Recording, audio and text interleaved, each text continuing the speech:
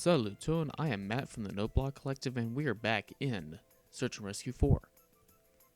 Going back to the campaign, I only had a minor mess up last time. Minor being I completely destroyed the anti-torque rotor, the main tail rotor. Yeah, that went over real well. But anyways, unskilled repairs. Uh-oh, guys. They didn't fix a helicopter.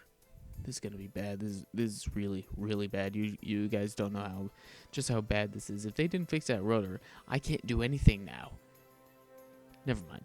We just received a call for an immediate pickup in farm country. Details were sketchy at the time, but what we were able to ascertain is that a local farmer attempted to repair a faulty alternating rotor. Oh no, I was right. In his tractor's plow attachment, but neglected to pay attention to the power off switch. The extent of his injuries are unknown, but we're expecting the worst. Severe blood loss and victim shock are also strong possibilities, so speed is of the utmost importance. Land at the target site and employ a structure team to bring him to safety. Good luck. So speed is of the utmost importance, so of course the Dolphin. Here we go. Alright then. Turning everything on. What did I just do? Okay, I just tabbed out. No big deal. Game paused. Engines running. Don't worry about it. Engines running. Now activate the rotors, etc., etc. Where is this place? Still pretty far away. Not too bad though. Still operating out of the same airbase. Ready for I takeoff. wonder if we get to change that as everything goes on. Okay, good. We have our tail rotor back.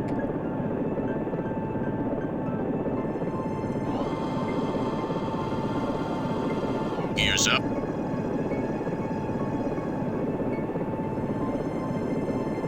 Alright then, so now that we are in the air getting down to business, the last Sim City video, I was having quite a bit of problems with Bandicam.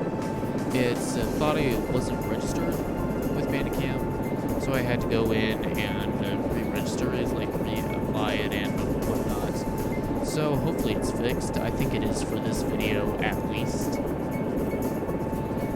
Then, in other news, the last search and rescue video, uploading it to YouTube, I realized something. You guys don't see just how bright the snow was. That's because you may have noticed watching Minecraft videos that YouTube will decrease the brightness slightly, or apparently decrease Warning, by overtorque. showing that caves are darker.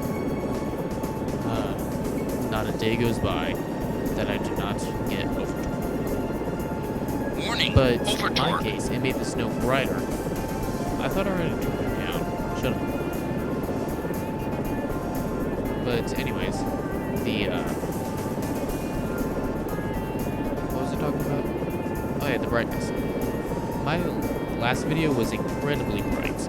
Like, if I looked out the cockpit window, I saw bright and then a slightly bluish white. Nothing else. Which is why I got so low during that one part, 2 feet at minimum, and had such trouble keeping my altitude steady. I mean, if I wasn't plummeting down, I was rocketing up. Looking out the windows now, I can see the texture on the ground. There's a clearly defined line between it and the sky, but luckily we won't have to go back to the Arctic for some time. Hopefully.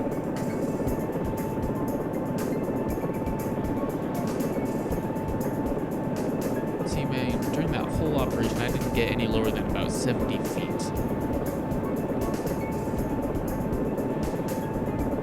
Let's see, what else? I'm also looking at expanding the repertoire, for lack of a term that is well-defined, that I can clearly define at this moment. I'm not quite sure what it means, I just know that it's a very fancy French-sounding word. I'm looking at more videos into the channel.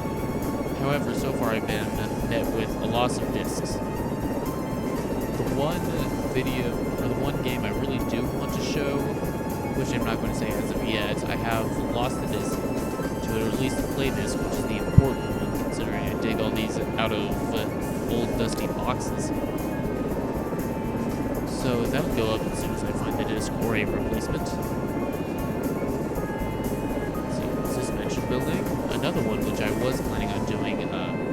Leba's 4x4 off-road adventure. I was looking at it as a replacement for this if we ever run out of missions, which at this point we will eventually, probably in a few months or so. But unfortunately, it does not work well with my steering wheel being so old, and it also crashes at seemingly random times, so that's another one that I don't want to use, because I have enough problems with this and trying to remember to turn on and off the recording during loading screens, or at least loading between the menu and the game.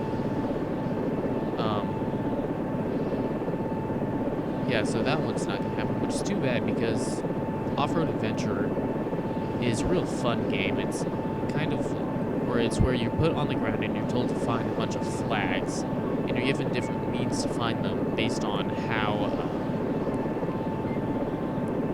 the game is. I mean, like, how do I describe this? There are multiple ways of getting to the flag. The easiest Time is jump a advised. map, which shows an overhead view of the whole area, and on it they have a spot where the flag is like a dot. Time jump activated. If you will. Cut off by the time jump.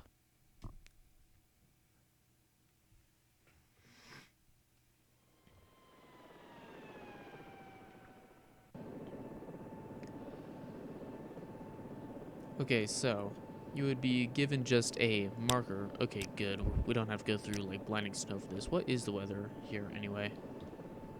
6 to 10 knots, direction north. Okay, so this is very, very nice weather compared to what we had. But anyways, and another one would give you like a compass direction, and you're told to find it. And another one would give you a distance measurement based on how far, or as the crow flies, how far are you from it. This game, you would drive around these real mountainous, difficult terrain to get to these flags, and it was pretty fun as I remember it. A bit difficult at times, and also, your truck will get damaged if you wear it out too quickly. In other words, if you go off even relatively small jumps compared to what we see in most games. Yeah, maximum safe speed exceeded. We all know, we don't care. Compared to most games, even small jumps will damage the wheels and the suspension, and it will do stuff like, if you only damage one tire, it will make your car tend to turn in that direction, and other miscellaneous stuff, which I like it. It's another part of the realism. Like, going into the free-to-play MS Flight, if there were helicopters, there might be, but I doubt it. They don't simulate crashes the way this game does. Like, in a plane, if you like nick the edge of a bridge or something like that, your plane just gets tossed across the ground like a toy, even though you just nicked it. I played this one simulator called a G3 Real Flight Simulator or something like that, G3.5, whatever it is, I can't remember at the moment. But it's a model airplane simulator. It's stuff where you buy a very realistic looking controller. Alright, we're starting to get close. You buy this realistic controller and then use it to practice on model airplanes so that you don't have to spend thousands of dollars in repairs each time. In that game, if you were to, say, nick the edge of a building, your plane would keep flying, assume its wing's still attached. If not, its wing would just detach. You'd still have control of it, but it would be difficult to say the least. Kind of like how it was in the last search and rescue video. Alright, we're getting real close now. Time to slow down.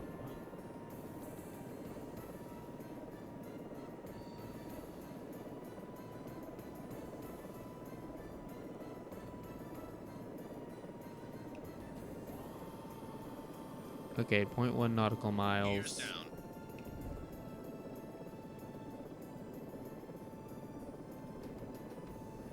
Alright, there's the tractor and there's the guy. Wow, this was good. Not quite done yet, but that was a very good braking. Now let's just see if I can land without nicking the main rotor this time. Getting pretty close to those silos, but this is still pretty safe, flat, open terrain. I still don't know what I hit last episode. We have touchdown. By the Door book. open. So now, stretcher team, go to victim.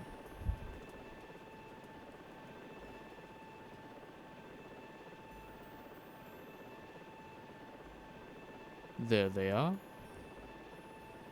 Everybody's coming to come and watch. Alright, he is in shock and his state is serious, so we better fly fast. Wow, the hospital's really close this time. This is gonna be nice. So I don't think we'll have to worry about him dying anytime soon. Bill, get your head out of the way. Thank you.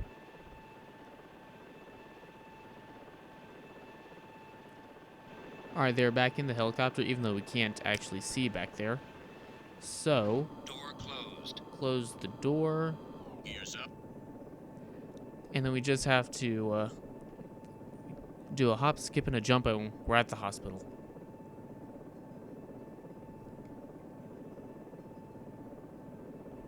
I find one of the keys to accelerating is to closely watch your V-speed, and then manage the collective and pitch of the rotors, or of the helicopter itself, to try and keep V-speed within a few tens of feet per minute of zero. So like within 2 or 3 notches of the 0 mark on this dial. Although I really do wish this was a higher resolution game, otherwise I'd just turn them off and use the instruments. But it's really difficult to, simply because I can't actually read what they're doing. When I have the instrumentation up, I can tell what they are, simply because, oh yeah, the airspeed one has to be the big one right above the 6 lines down there, just because there's a big, or the orientation match of the needle matches that of the airspeed indicator in the... I am really having problems speaking today. I think it's worse than usual. Then again, what else is new?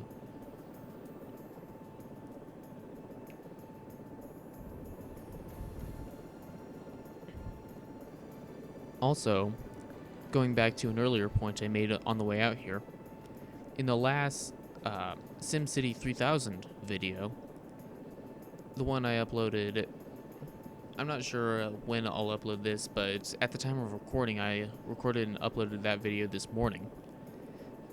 When everything went all to hell, in other words, the visuals disappeared and all I could see was the city, so I just saved and exited using hotkeys. That was the video, or the recording ended using Bandicam because of the problems mentioned earlier, and then I hit F12, the hotkey to restart Bandicam, and it turns out that's the hotkey to get rid of the GUI in SimCity. So obviously I couldn't get it back without stopping the recording again, and you have to be in the game to restart the recording, and since I didn't want to mess with the hotkeys of either one at the time, I just ended the video. Oh well, it was time to anyways. I like to keep my videos around 20 minutes. The last search and rescue persisted for longer because we had to find the guy, and then there was all the other trouble, but I find 20 minutes is a good number. It's long enough to hold a bunch of content without the viewer losing interest, but that's just my opinion.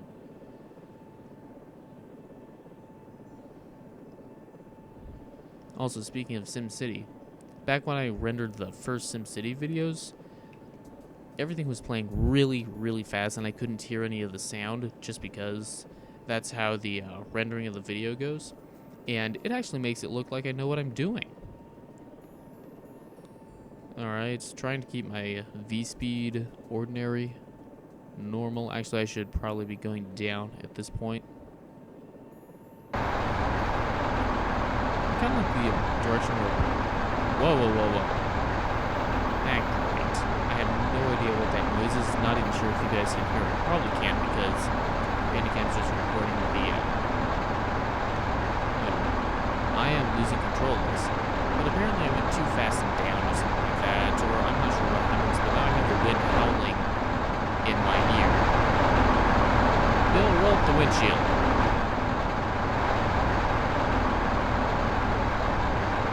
Huh.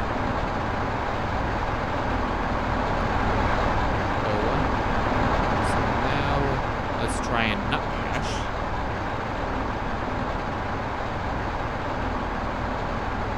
Okay, so I should definitely be more off to the side when I'm doing this, but hell with it. I'm just gonna land on the top. There's a tree down in the corner, lower right corner that I must have hit. Okay, so check. Yes, the gears are down.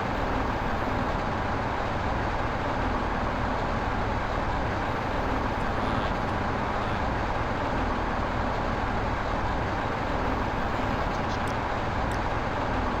A little bit bouncy, but safe nonetheless. 6.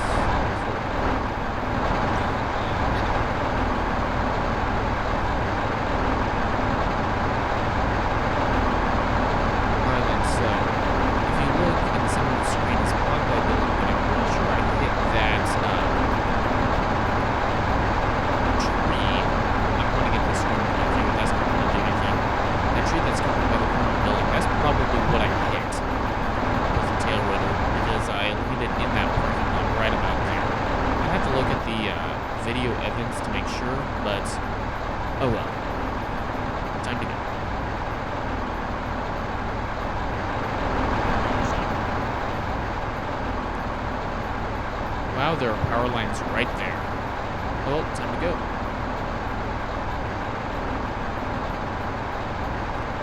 Well, then this was a nice episode. Gonna end up short because the farmer was like right next to the hospital. Whoa, wait a second. He was about 5 nautical miles away. 7. Well, a little less than max, but about 6 nautical miles away from the hospital. Couldn't they have sent an ambulance? I thought they only got me to do the long ones, or the ones that nobody could reach, like the Iceman. That guy, he was out stranded in the middle of an area we didn't know exactly where he was, and it could have been uneven terrain, perfect for a helicopter. This guy was in the middle of a farm next to a bunch of roads. I probably could have even followed a road from his farm to the hospital. Now they're just looking for excuses to send me places, which is weird because... Shut up. Shut up, shut up. Because the gas for a helicopter is insanely expensive. Jet fuel? I mean, most of these are powered by turbines.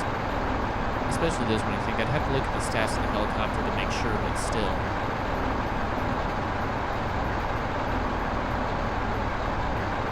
Oh well, at least I get in some flight time. Which I can use to practice after that disaster.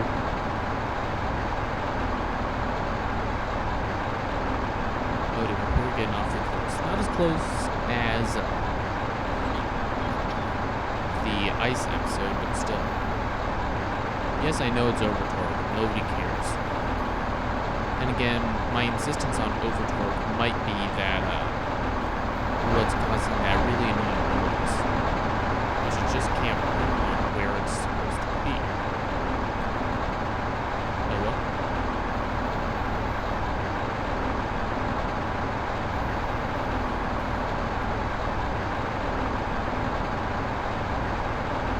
Alright, then we're probably going to get time jump soon enough. There it is. You know, although I really like the fact that we time jump skip most of this, it would be nice if we could fly the entire countryside from in 2 places.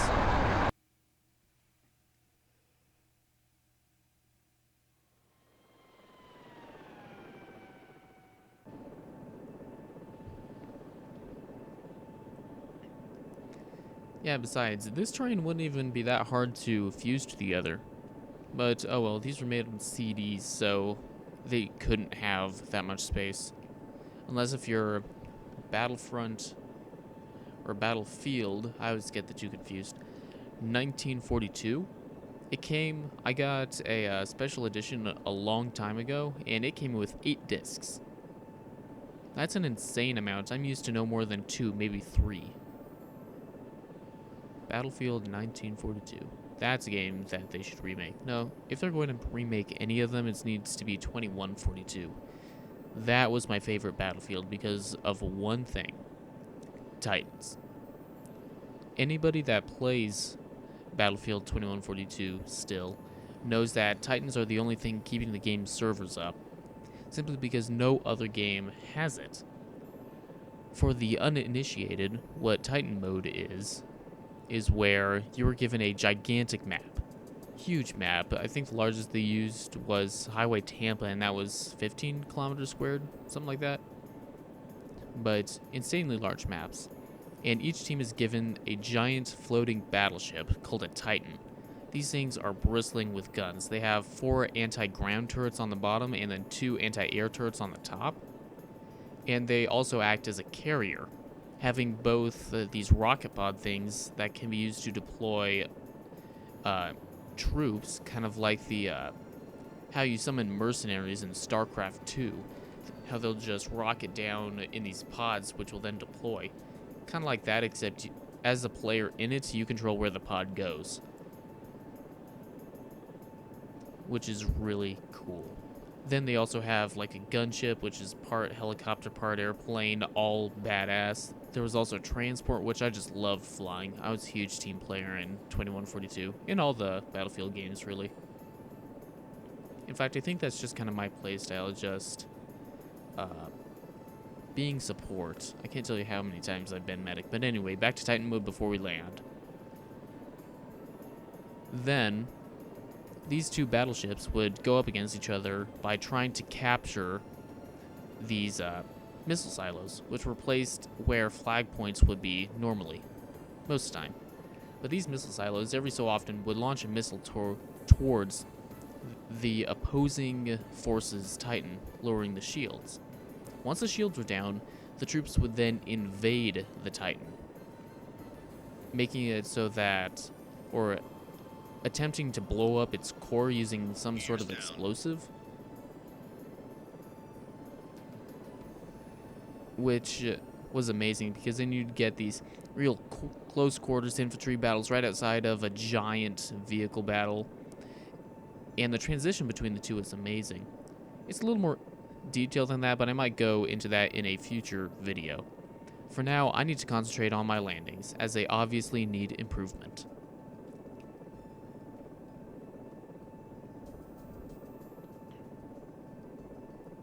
Alright, so gears down, the base is right there. Stop freaking out, Bob.